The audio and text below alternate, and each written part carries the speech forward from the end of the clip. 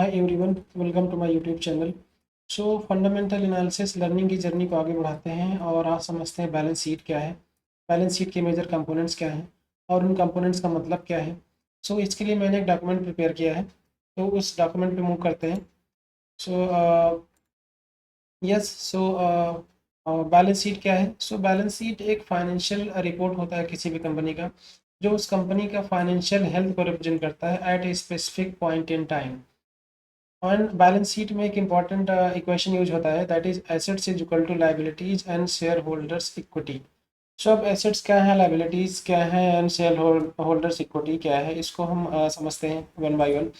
Assets assets means ये actually इसके major main components हैं किसी बैलेंस शीट के, और इन कंपोनेंट्स को फर्दर क्लासीफाई किया गया है। लाइक एसेट्स को फिर से क्लासीफाई किया गया है, current assets and non current assets, liability को भी current assets and non current assets and so on.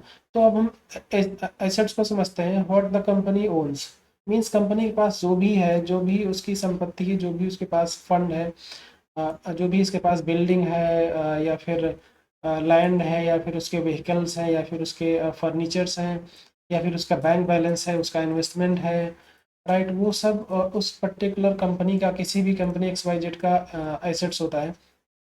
And then liabilities means जो भी बकाया है, मीन्स जो भी डेट है कंपनी पे, या फिर जो भी कंपनी ने जो भी उधार लिया है किसी से या फिर बकाया है, so that is called liabilities. So what the company owes, right? Liabilities means what the company owes, and assets means what the company owns, and shareholders equity means ये इन दोनों का जो डिफरेंस होता है, assets minus liabilities is equal to the shareholders equity, right. And then assets को भी further classify किया गया है, लाइक करंट एसेट्स क्या है। Current assets means expected to be converted into cash within a year, means 12 months के अंदर हम जिसको इक्विवेलेंट कैश के इक्विवेलेंट हम जिसको कन्वर्ट कर सकते हैं, तो वो आपका आता है करंट एसेट में। और अगर कोई ऐसा एसेट्स है जिसको हम 12 मंथ्स से ज़्यादा, मीन्स जिसको हम लॉन्ग टर्म एसेट्स बोलते हैं, जैसे हो गया प्रॉपर्टी, हो गया इक्विपमेंट, हो गया लैंड, हो गया, या फिर अगर किसी कंपनी का व्हीकल है, फर्नीचर्स हैं, तो वो सब नॉन करंट एसेट्स में आते हैं, मीन्स लॉन्ग टर्म एसेट्स में आते हैं, मीन्स मोर देन 12 मंथ्स। तो यहाँ पे सिंपल सी बात है, long term means more than 12 months, and जो आपका करंट एसेट होता है means less than 12 months, that's it. And in the same way यहाँ पे लाइबिलिटीज़ का भी आइडिया है। Current liabilities means within 1 year, obligations due with in a year, जो ऐसा बकाया, ऐसा डेट जिसको हमें विद इन 12 मंथ्स देना है, so that is your current liabilities। and non current liabilities long term obligations, जिसको हमें 12 मंथ्स के बाद देना है, मीन्स मोर देन 1 ईयर, तो वो आपका नॉन करंट लाइबिलिटीज में काउंट होता है। एंड देन इस लाइबिलिटीज हो गया। एंड देन एंड यस, अब हम क्योंकि फंडामेंटल एनालिसिस की बात कर रहे हैं और हम फंडामेंटल एनालिसिस कर रहे हैं स्क्रीनर डॉट इन वेबसाइट से, तो मैंने स्क्रीनर डॉट इन पे चेक किया, तो वहाँ पे जो भी कंपोनेंट्स हैं स्क्रीनर डॉट इन की वेबसाइट पे, उन कंपोनेंट को मैंने वन बाय वन यहाँ पे हाईलाइट किया है, राइट। जब भी आप किसी भी कंपनी के फंडामेंटल करने के लिए ओपन करेंगे, फंडामेंटल एनालिसिस करने के लिए ओपन करेंगे स्क्रीनर डॉट इन पे, तो आपको बैलेंस शीट पे जब आप जाएंगे, तो बैलेंस शीट में सबसे पहले आपको मिलेगा equity capital, first point, right. Equity capital क्या है? Equity capital is the amount of money raised by a company from shareholders by issuing shares। Means जैसे कंपनी, कोई भी company X Y Z company, उसने अपने शेयर्स को distribute किया share holders में, suppose at the rate of ₹10 face value पे। तो और उसने सपोज फॉर एग्जांपल उसने 10 लाख शेयर्स जो है डिस्ट्रीब्यूट किया है शेयर होल्डर्स में, और हर एक शेयर का जो फेस वैल्यू है दैट इज 10। सो इक्विटी कैपिटल क्या होगा? Equity capital is equal to number of shares into face value, so that means 10 lakh into 10, so ये टोटल हो जाएगा आपका 1 crore, right. So this is how equity capital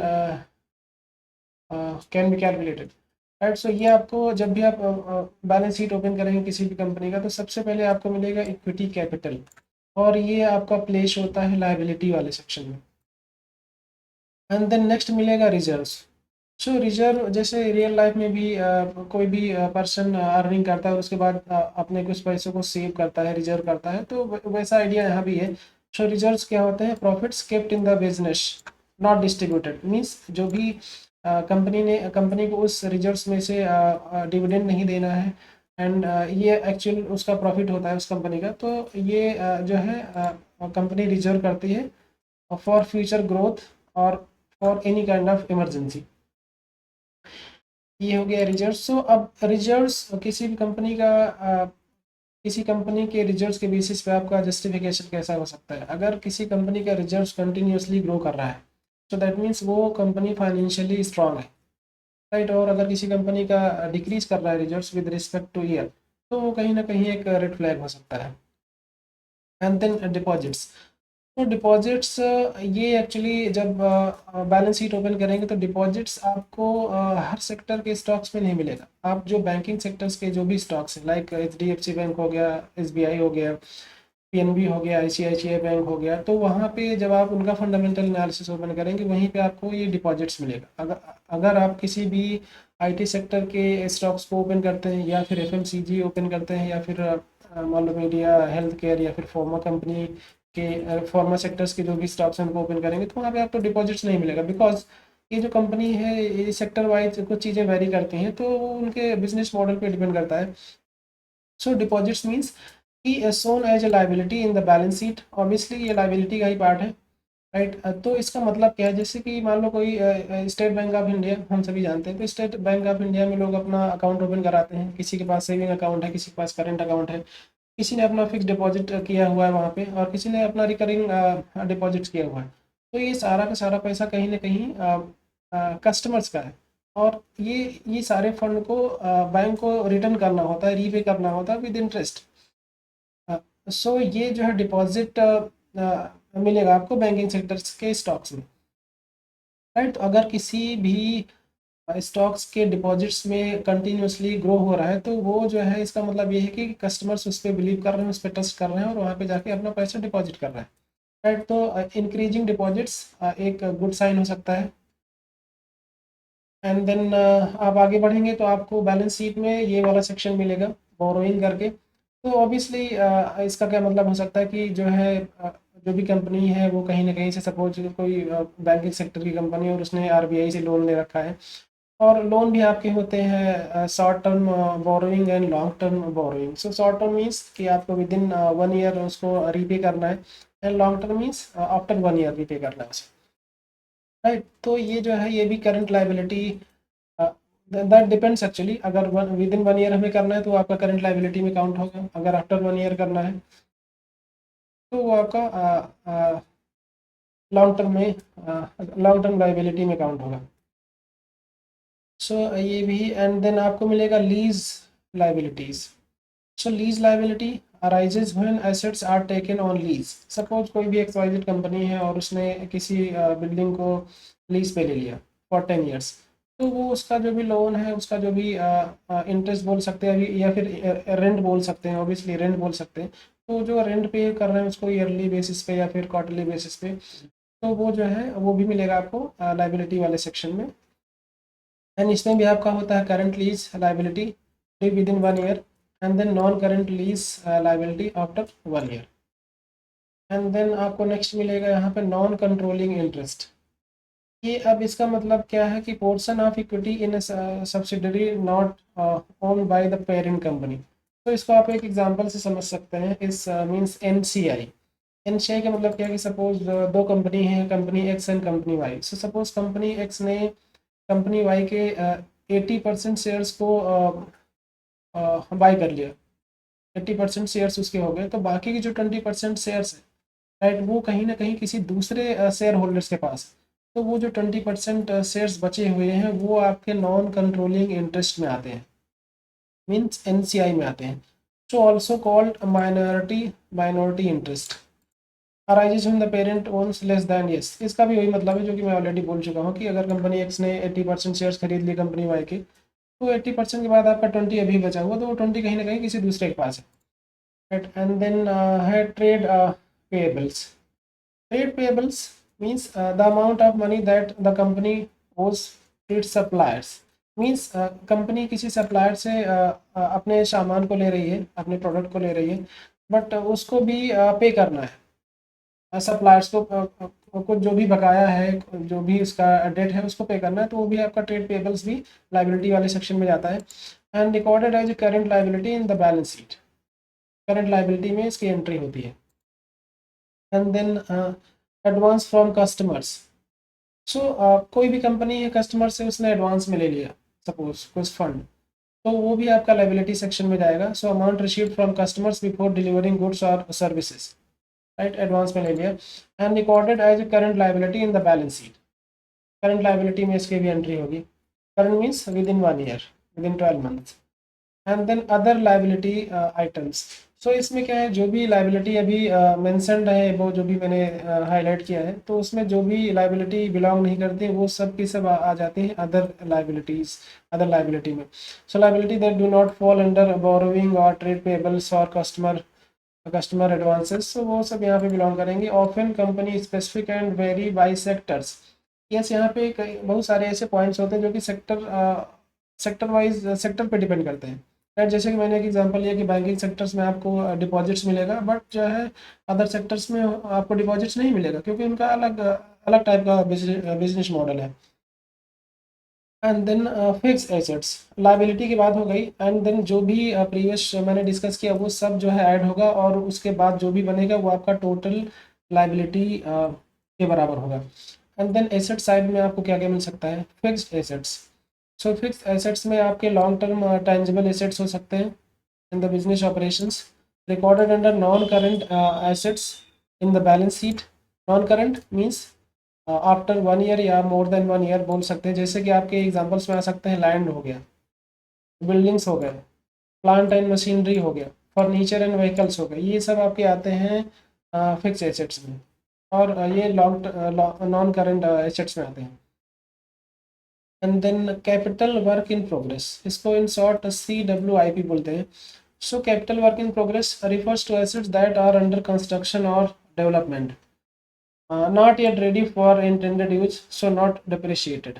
so इसका मतलब एक एग्जांपल से समझ सकते हैं। सपोज कोई कंपनी है जो कि एक बिल्डिंग रेडी कर रही है, और उस बिल्डिंग में सपोज उसको 10 करोड़ लगाना है, तो उसमें सपोज उसने 60% लगा दिया, मीन 6 करोड़ उसने लगा दिया उस कंस्ट्रक्शन में। तो ये जो 6 करोड़ है वो आपका डिस्प्ले होगा CWIP के सेक्शन में। जब हम बैलेंस शीट ओपन करेंगे स्क्रीन डॉट इन की वेबसाइट पर जाके, तो वहाँ पे CWIP करके एक रो मिलेगा, तो उस पर्टिकुलर रो में एंट्री होगी, तो वो आपका होगा CWIP।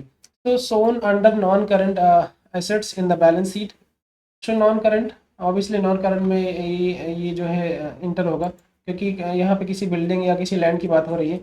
तो will be reclassified as fix asset once completed. जैसे अगर अंडर अंडर कंस्ट्रक्शन है तो नॉन करंट एसेट्स में काउंट होगा, अगर उसका कंस्ट्रक्शन कंप्लीट हो गया तो फिक्स एसेट्स में काउंट हो जाएगा। Examples, building under construction and machinery being installed. And the next is yes investments, financial assets held by company to earn returns. So जो कंपनीज है वो भी अपने फंड को किसी दूसरे कंपनी में लगा सकती हैं रिटर्न गेन करने के लिए, राइट। सो वो इन्वेस्टमेंट भी आपका लॉन्ग टर्म इन्वेस्टमेंट हो सकता है, शॉर्ट टर्म इन्वेस्टमेंट हो सकता है। तो अगर लॉन्ग टर्म इन्वेस्टमेंट है तो उसको नॉन करेंट एसेट्स बोलेंगे, अगर वो शॉर्ट टर्म इन्वेस्टमेंट है तो उसको करंट एसेट्स बोलेंगे। So shown under non current और current assets based on duration, yes, duration के बेसिस पे आप उसको क्लासीफाई कर सकते हैं करंट एंड नॉन करंट में। And then inventories, so goods held for sale और यूज्ड इन प्रोडक्शन। सो ये आपका इन्वेंट्री, ये भी एक टाइप का एसेट्स ही होता है। Shown as current assets in the balance sheet, ये करंट एसेट्स के सेक्शन में जाएगा। And includes raw materials, work in progress and finished goods. So inventory हो गया। And then trade receivables, amounts owed to the company by customers for goods or services sold on credit। So इसका मतलब क्या है, trade receivable means कि company को customer को देना है पैसा कंपनी को, right. So shown as current assets in the balance sheet, इसकी भी एंट्री करंट एसेट्स में ही होगा। Also called accounts receivable, and then cash equivalents. So cash equivalents ये भी करंट assets में आता है. So highly liquid short term investments, easily convertible into known amount of cash, and then maturity period is typically less than 3 months. So less than 3 months है, so that means current assets में इसकी value इसकी entry होगी shown as a part of current assets in the balance sheet. And then loans and advances. So amounts given by the company to others recoverable in future. So ये क्या है, ये भी company ने suppose किसी को पैसे दिए हैं और उसको फ्यूचर में उसको रिकवर करना है, तो क्या होगा, ये भी एक टाइप का एसेट्स ही है कंपनी का. So can be short term और long term based on repayment period. Obviously अगर 1 मंथ, अगर विद इन 1 ईयर रिपे हो रहा है, then that is current assets. और अगर 1 ईयर के बाद उसका आप रिकवर कर रहे हैं तो वो नॉन करंट एसेट में आएगा. And then other asset items. जो अदर एसेट आइटम जो भी डिस्कस किया है वो उसमें, अगर क्योंकि जब हम स्क्रीन डॉट इन की वेबसाइट ओपन करते हैं तो वहाँ पे ये सारे पॉइंट्स मिलते हैं. तो अब अदर एसेट्स आइटम में क्या आता है वो वहाँ पे मेंशन नहीं मिलेगा, सिर्फ ये सेक्शन मिलेगा वहाँ पे. So assets that do not fall under cash receivable means जो भी अभी मैंने डिस्कस किया जितने भी टाइप के एसेट्स, अगर उनमें कोई एसेट बिलोंग नहीं करता तो उन सब एसेट्स को अदर एसेट आइटम्स में प्लेस कर देते हैं स्क्रीन डॉट इन की वेबसाइट पे. राइट. सो अब हमें डिटेल में नहीं जाना है कि वहाँ पे अदर एसेट्स में क्या आता है. मेरा मेन पर्पज ये है कि एसेट्स की क्वांटिटी क्या है, लाइबिलिटी की क्वांटिटी क्या है, एसेट्स कैसे बढ़ रहा है घट रहा है, लाइबिलिटी का उस रेशियो में कैसे इम्प्रूवमेंट हो रहा है या फिर वो कैसे डिक्रीज हो रहा है, that is important. So and then yes. So ये रहे आपके assets, liability and share holders equity की बात. तो इसमें जब हम स्क्रीनर डॉट इन की वेबसाइट ओपन करते हैं तो आपको ये टर्म्स वहाँ पे मिलेंगे और मैंने सारे टर्म्स को यहाँ पे हाईलाइट किया है. अ, अगर आप ओपन कर सकते किसी भी कंपनी में जाके. तो अब हम चलते हैं स्क्रीनर डॉट इन की वेबसाइट पे और वहाँ पे किसी कंपनी का देखते हैं कि वो सारे टर्म्स वहाँ पे हाईलाइट करने का ट्राई करते हैं और एनालिसिस हम करेंगे नेक्स्ट वीडियो में. अभी हम सिर्फ इन टर्म्स को हाईलाइट करते हैं जो कि मैंने जस्ट अभी डिस्कस किया है. राइट. सो अब हम चलेंगे स्क्रीनर डॉट इन की वेबसाइट पे. तो हम आ गए हैं स्क्रीनर डॉट इन की वेबसाइट पे. सो यहाँ पे आएंगे एंड देन इस पर क्लिक करेंगे एंड देन किसी भी कंपनी का नाम यहाँ पे टाइप करेंगे. सपोज हम पहले HDFC का ही नाम टाइप कर देते हैं. So HDFC bank. And then यहाँ पे जाएंगे बैलेंस शीट पे. So no see this balance sheet में आपके जिस ऑर्डर में मैंने मेंशन किया है यहीं से इसको इसी के बेसिस पे मैंने उस PDF को जनरेट किया है. So the first one is equity capital and then reserves and then deposits. So ये डिपॉजिट्स आपको सिर्फ बैंकिंग सेक्टर्स के स्टॉक में ही मिलेगा. And then borrowing and then other liabilities. Other liabilities में भी यहाँ पे कुछ है जैसे कि नॉन कंट्रोलिंग इंटरेस्ट है, ट्रेड पेएबल्स है एंड अदर लाइबिलिटी आइटम्स है. तो इसको भी हम वहाँ पे डिस्कस किया है, हाईलाइट किया है वहाँ पे. And then total liability and then fix assets. So fix assets में आपके कुछ यहाँ पे बिल्डिंग्स हैं एंड अदर फिक्स एसेट्स हैं. एंड देन यहाँ पे CWIP capital work in progress की बात हुई थी. इन्वेस्टमेंट्स में भी यहाँ पे सिर्फ इन्वेस्टमेंट शो कर रहा है. कहीं कहीं पे आपको हो सकता है कि इन्वेस्टमेंट में भी एक क्लिक करने पे हो सकता है कि लॉन्ग टर्म इन्वेस्टमेंट मिले, शॉर्ट टर्म इन्वेस्टमेंट मिले और भी कुछ चीज़ें मिल सकती हैं वहाँ पे. And then other assets.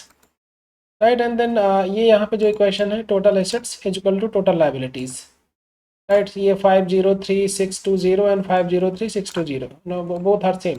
सो ये एक अकाउंटिंग का इक्वेशन है, ये दोनों वैल्यू सेम होनी चाहिए. सपोज अब किसी और दूसरे सेक्टर के किसी स्टॉक का नाम यहाँ पे अगर आप टाइप करते हैं, सपोज यहाँ पे हम ITC टाइप कर रहे हैं. ITC FMCG का एक स्टॉक है. तो यहाँ पे आप देख सकते हैं कि यहाँ पे डिपॉजिट्स नहीं है यहाँ पे. राइट. यहाँ पे इक्विटी कैपिटल है एंड देन रिजल्ट्स है एंड देन बोरोविंग है. एंड बोरोविंग में आपके लॉन्ग टर्म बोरोविंग्स हैं, शॉर्ट टर्म है एंड देन लीज लाइबिलिटीज़ हैं. Right. And then other borrowings हैं एंड सो ऑन. सो कुछ चीज़ें सेक्टर वाइज डिपेंड करती हैं. एंड देन अदर लाइबिलिटीज़ में आप जाएंगे तो यहाँ पे भी नॉन कंट्रोलिंग इंटरेस्ट मिलेगा and trade payables and so on. And then again fix assets. अब यहाँ पे फिक्स एसेट्स में आपके आ गए लैंड, आ गए बिल्डिंग्स, आ गए and then plant machinery equipments and then furniture and fittings, railway sidings and so on, vehicles and intangible assets. तो ये कुछ पॉइंट्स वेरी कर सकते हैं. It depends on the stocks. तो ये आपके इन्वेंट्रीज यहाँ पे आ गए, ट्रेड रिसीवेबल्स आ गए, cash in equivalents and so on. आप किसी दूसरे स्टॉक को यहाँ पे अगर सपोज टाइप करते हैं, मान लो हम इसको टाइप कर रहे हैं मारुति, एंड देन यहाँ पे आएंगे बैलेंस शीट पे, तो यहाँ पे equity capital and then results and then again right, कुछ इस तरीके से आपको सेक्शंस मिलेंगे राइट। सो इसको मैंने एक सिंपल सा इंट्रोडक्शन दिया है, जो भी बैलेंस शीट में जो भी की पॉइंट्स हैं, जो भी टर्म्स यूज होते हैं, उनको मैंने एक हाईलाइट किया है right. And then next video में हम कंपनी का बैलेंस शीट को एनालाइज करना सीखेंगे और उसके बेसिस पे एक पॉजिटिव या नेगेटिव व्यू बनाना सीखेंगे कि कैसे, कौन से ऐसे कंपोनेंट्स हैं जिसके बेसिस पे आप किसी स्टॉक को पास कर सकते हैं या फिर किसी स्टॉक को रिजेक्ट कर सकते हैं।